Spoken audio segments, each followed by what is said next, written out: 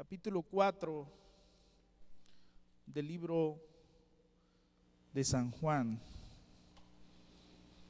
Capítulo 4, verso 4.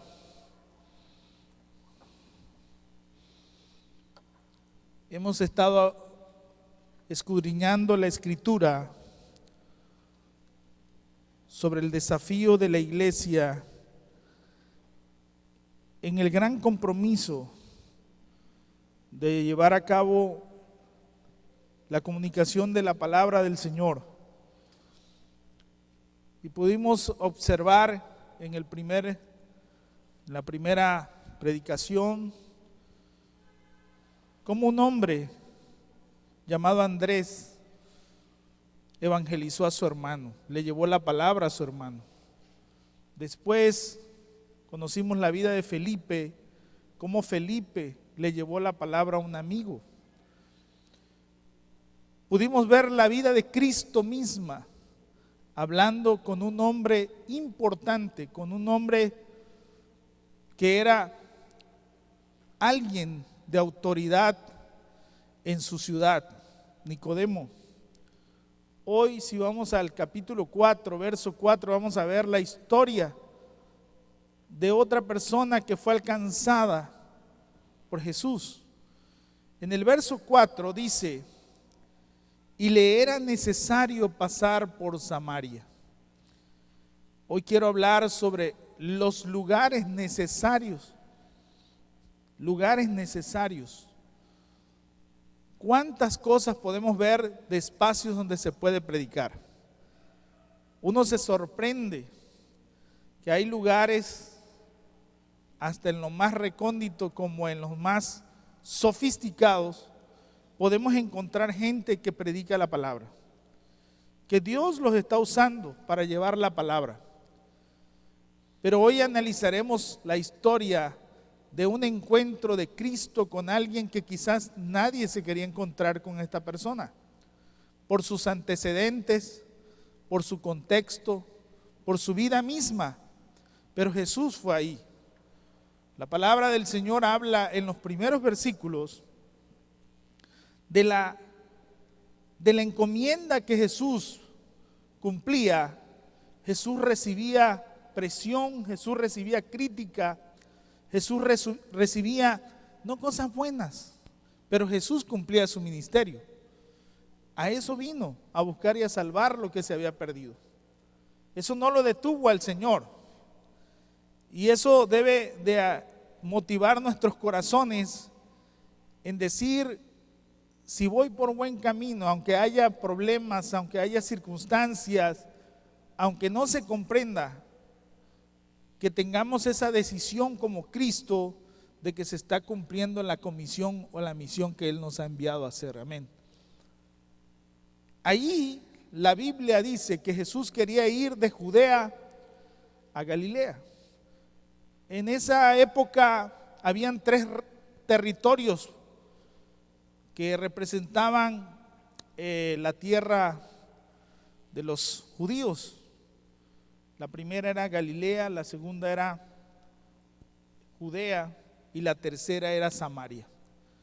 Entre Galilea, que estaba al norte, Judea al sur, en medio estaba Samaria. Si alguien quería ir de cada lugar, de Galilea a Samaria, tenía que pasar por Samaria. Pero los judíos crearon una ruta y dijeron: no queremos pasar por ahí, sino se idearon: mejor cruzo el río Jordán, me voy hacia el este y subo al norte, y de ahí vuelvo a cruzar el río Jordán y me evito de pasar por tierra de Samaria. O sea, nosotros podemos pasar la vida como los judíos, evitando, ¿verdad?, predicar, evitando llevar la palabra de Dios. Pero Jesús en ese verso 4 dice: le era necesario. ¿Qué había en Samaria? ¿Qué circunstancia había en ese momento?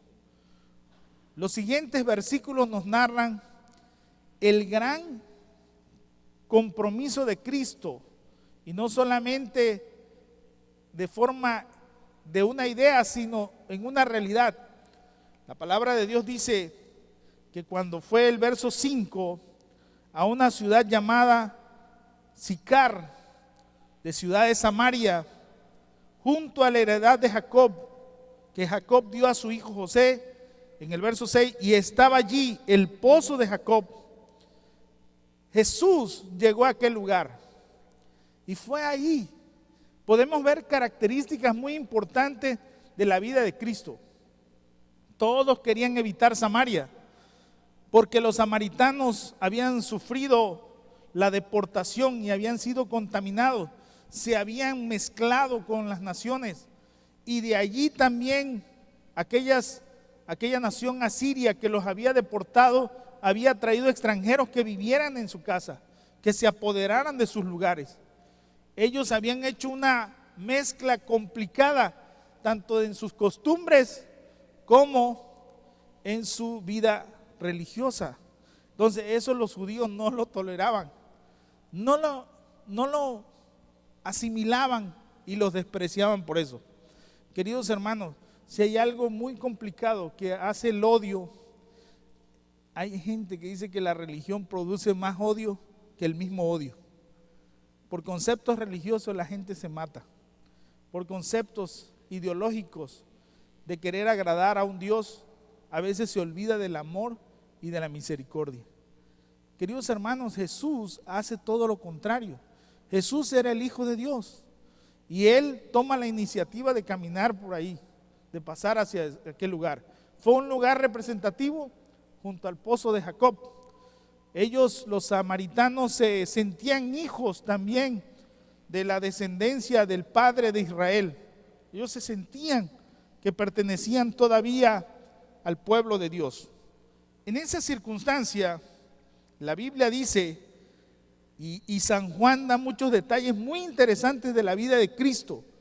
Fíjese que, ¿por qué fue Jesús al pozo? Más adelante podemos ver que cuando tiene un encuentro con aquella persona, ¿qué le pide? De beber. Jesús fue allí porque tenía sed. Pero en ese verso 6 podemos encontrar que dice que estaba ¿qué? Cansado. Y sus discípulos, ¿a dónde habían ido? A la ciudad a buscar ¿qué? Comida. Entonces podemos ver que ahí se manifiesta la naturaleza del Salvador. Estaba cansado, tenía sed y tenía hambre. Pero aún con eso, cuando usted tiene hambre, está cansada o cansado y tiene sed, ¿qué quiere hacer? Beber, dormir o quiere descansar. Pues Jesús, en medio de ese ambiente que tenía su cuerpo físico, Él evangelizó. Ganó un alma. Hasta cansado Jesús ganaba alma. Imagínense la disposición de Cristo al ministerio, al llamado de Dios. Quiere decir la importancia. Esto nos enseña que no hay justificación para no dar fruto, para no ganar a alguien. Por eso la Biblia dice, predica a tiempo y fuera de tiempo. O sea, aún cansado, aún con problemas, aún con circunstancias. ¿Cuántas veces quizás a usted le han dicho, bueno, ¿por qué predicas si tú tienes problemas? Y así se tiene que predicar. ¿Por qué hablas de esto si tú tienes presiones? Y así usted tiene que predicar, amén. Porque el mensaje de Dios tiene que ser predicado, amén. Esa es la encomienda que Dios nos dio. Queridos hermanos, aún en esas circunstancias Jesús estaba ahí. Tiene un encuentro con una mujer. Esta mujer llega en un momento, se acerca a sacar agua, mediodía posiblemente. A esa hora, cuando nadie llegaba, aquella mujer llega. Viene sola, solo con un cántaro de agua. Nadie la acompaña, nadie le dice, le voy a llevar su cántaro, ¿verdad? Ella va sola. Pues ahí Jesús estaba esperándola. Jesús estaba solo también. Sus discípulos habían ido a comprar alimento. Una de las enseñanzas muy importantes es que Jesús tuvo encuentros con personas en el evangelismo personal. Una de las cosas más efectivas que podemos tener y que no caduca es predicar, pero de persona a persona, un encuentro personal. Y Dios le da ese momento a aquella mujer y el Señor Jesús sabe aprovechar aquel momento. ¿Cuántos momentos usted tendrá para tener esa oportunidad de hablarle a alguien de Cristo, de comentarle a alguien del Señor? Por eso es importante que usted esté preparado, esté equipado. Usted viene a la iglesia a adorar al Señor, a alabar al Señor, pero también viene a equiparse, a prepararse, porque en ese momento, imagínense ese momento de encuentro, ese suceso que se iba a pasar allí, no había marcha atrás. Jesús no le podía decir a aquella mujer, bueno, ahorita que vengan mis discípulos, sino la oportunidad estaba ahí. Todo estaba preparado para esa palabra que iba a ser sembrada en el corazón de aquella mujer. Dios había motivado el corazón de Cristo para ir por Samaria. Y aquella mujer tampoco fue la casualidad, ¿verdad? Sino Dios también sabía el momento, sabía el tiempo en que aquella mujer salía a buscar agua. La palabra del Señor nos enseña que aquella mujer recibe una petición de parte de Jesús. Jesús le dijo, dame de beber. Jesús abre la puerta y se comunica con aquella mujer en su contexto. ¿A qué había ido a buscar? Agua. Jesús se da cuenta. Jesús no le dice, dame de comer. ¿Y de dónde sacaba la comida? Dame de beber. Ella iba a buscar agua y Jesús da la pauta para empezar un diálogo con aquella persona. Qué importante es que Dios nos dé la sabiduría y la gracia cómo empezar un diálogo, cómo abrir una puerta para platicar con alguien sobre lo más importante que tenemos y es la eternidad, sobre lo más trascendente que es la vida eterna, nuestra comunión con Dios. Queridos hermanos, si hay algo que preocupa en la iglesia es que muchos no tienen esa importancia. Muchos creyentes no le dan tanta importancia a la eternidad. Muchos creyentes no le dan la importancia ni al cielo ni al infierno. Parece que no hay prisa, parece que no hay por qué apurarse, si al fin y al cabo ya sabemos para dónde vamos. O sea, no, todo está en su debido lugar. La gente dice, no hay que preocuparse. Y eso impera mucho aún dentro de la iglesia. No hay una urgencia. Ya se habrá tiempo, ya habrá momento. Pero la palabra de Dios nos enseña. Pablo decía la gran responsabilidad de la predicación. ¿Qué dijo? Ay de mí, ¿sino qué? Si no predico el evangelio. Me es impuesta esta ¿qué? Esta carga. Imagínense, me es impuesta esta carga. Me es impuesta este deber. Una carga es algo que se lo coloca uno voluntariamente, que la acepta uno, amén. Y Pablo enseñaba eso. Ese es lo que me motiva. Queridos hermanos, en el verso 9 podemos ver la respuesta de aquella mujer. Había circunstancias que aquella mujer entendía perfectamente.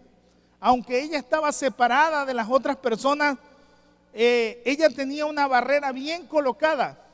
Mucha gente, cuando uno empieza un diálogo sobre la eternidad, sobre la vida, sobre el acercamiento a Dios, sobre su vida con Dios, empieza a colocar barreras. Pero hay que ser muy inteligente y muy sabio. El libro de Proverbios dice que el que gana almas es sabio. O sea que el que no gana almas es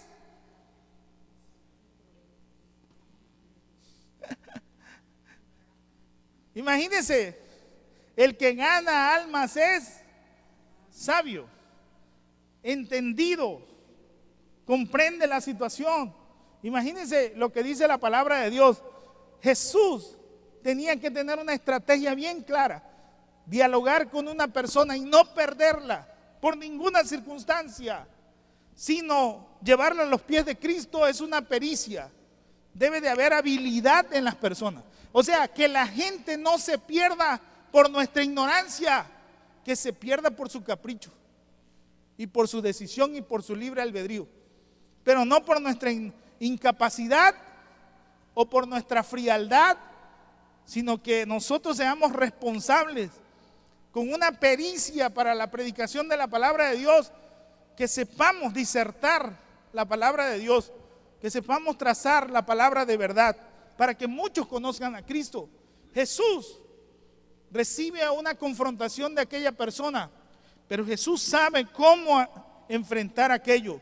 Aquella mujer le dice el contexto que ellos vivían: ustedes como judíos, ¿cómo a mí me pides de beber? Si tú sabes que judíos y samaritanos no nos llevamos, y menos un maestro como tú, ¿cómo le va a pedir a una mujer? ¿Había problemas culturales? Sí. ¿Había problemas religiosos? Sí. ¿Había problemas geográficos? Sí. ¿Cuántos problemas hay para que la palabra de Dios sea predicada? Un montón. Hay infinidad de asuntos que puede haber para que el evangelio no sea predicado. Pero el creyente debe de aceptar el desafío y decir: no me voy a detener, tengo que cumplir esa encomienda, tengo que ser responsables al Señor. ¿Cuántos dicen amén?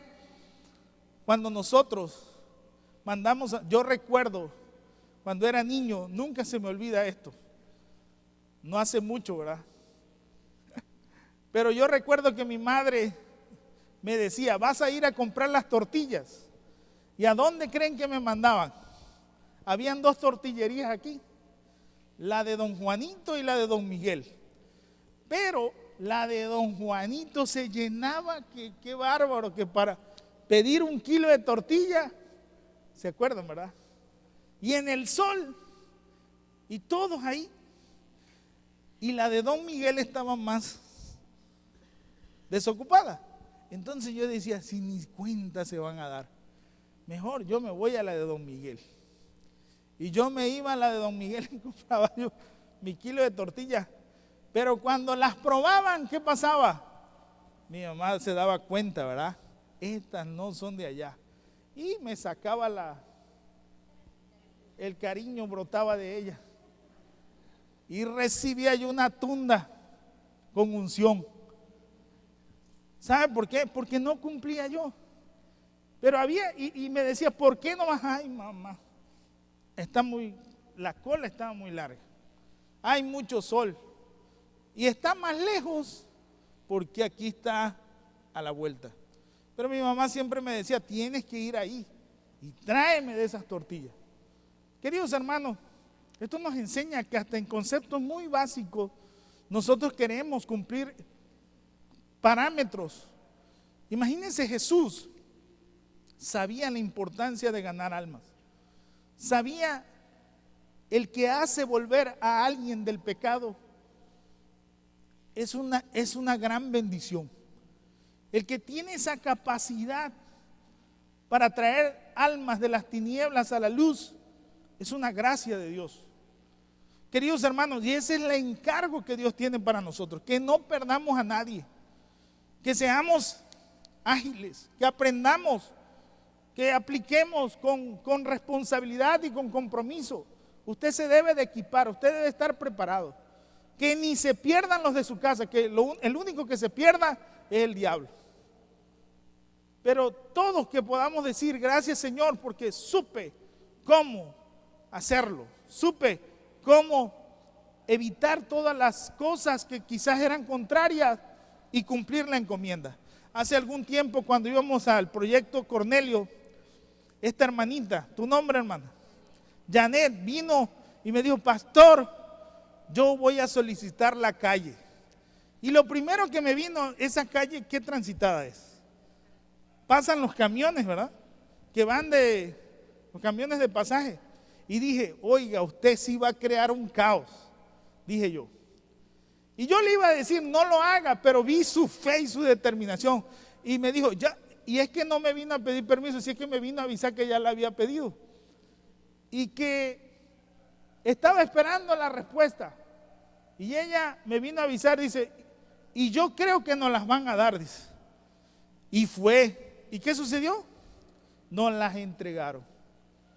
Una hora usamos, bloqueamos ahí y predicamos la palabra de Dios. Yo vi su fe, yo vi su determinación. Queridos hermanos, si por un muerto la cierran y por un baile también, ¿por qué no la podemos cerrar para la predicación de la palabra de Dios? Claro que sí. Tenemos que aceptar el desafío. Que las personas de una manera conozcan a Cristo. Que no quede por nosotros, sino que nosotros anunciemos la palabra de Dios. ¿Cuántos dicen amén? Queridos hermanos, y eso es importante. La palabra de Dios continúa. Jesús sabe cómo responderle a aquella mujer. Usted puede leer. Y Jesús trata con aquella persona y le dice unas palabras maravillosas. En el verso 10 dice, respondió Jesús y le dijo, si conocieres el don de Dios y quién es el que te dice, dame de beber, tú le pedirías y él te daría ¿qué? Agua viva. Aquella mujer iba a sacar en aquel pozo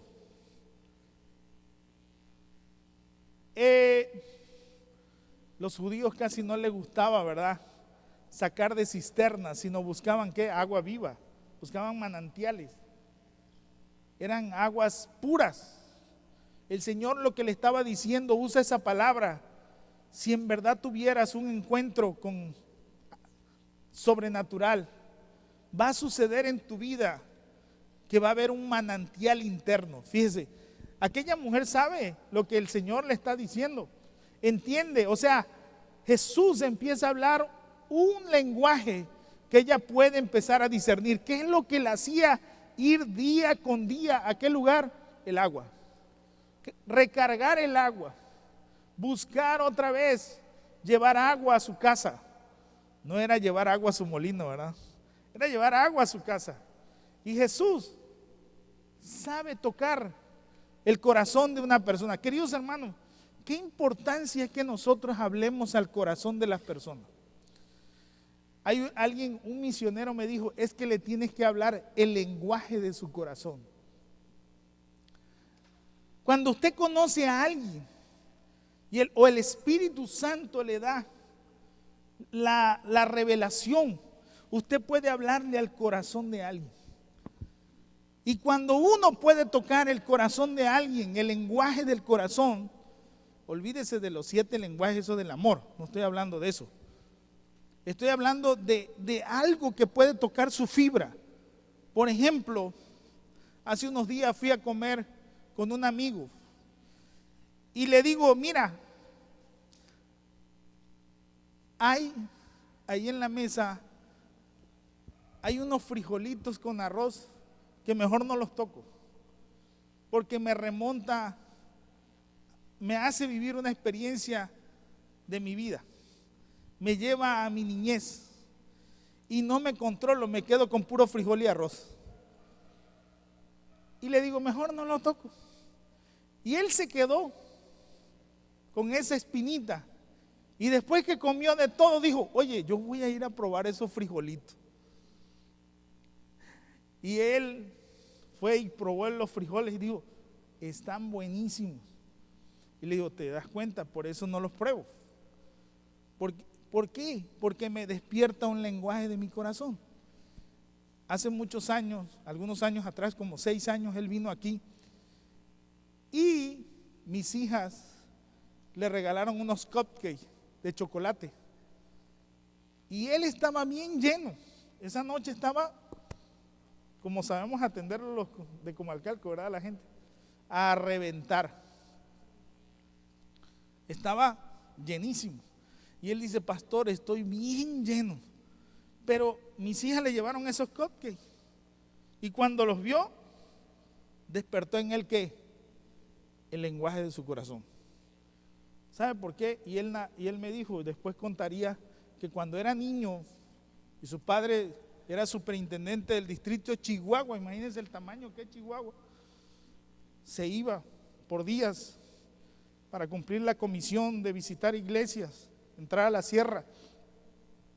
Y ellos, su mamá se quedaba ahí con ellos y a veces escaseaba el dinero y con trabajo había para comer. Y que un hermano que vendía para el osito ya saben, bajaba con una dotación y le decía, hermana, para los niños. Y era un gansito que le llevaba.